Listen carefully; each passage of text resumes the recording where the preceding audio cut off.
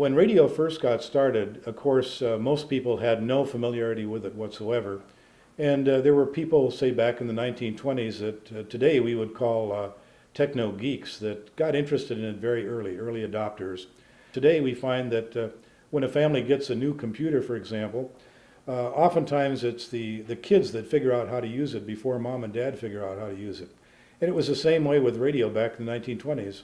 Frequently, the family would purchase a radio, bring it home, and mom and dad would struggle trying to read the instruction sheets, trying to figure out how to get the thing to work. And oftentimes the kids would figure it out quicker than mom and dad. So the very first stations came on the air in the early 1920s, and by the mid-1920s, practically everybody had heard of radio, and millions of Americans had radios in their living rooms.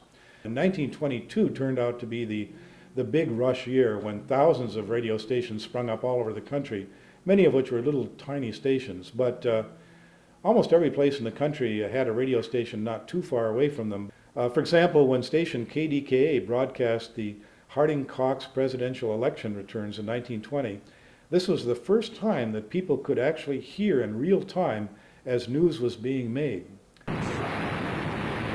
It's burning and bursting into flames and it's falling on the morning fast and all the folks between it. This is terrible. This is one of the worst catastrophes in the world.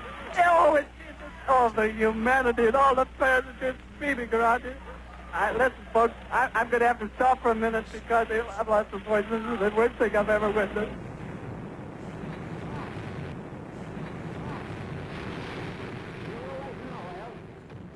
Think about what it was like in the early 1920s when radio first came along. Look at the newspaper accounts of the day, and the word miracle appears frequently in the newspaper accounts. The idea that for the first time people could sit in their living rooms and hear music and news and lectures coming from faraway places.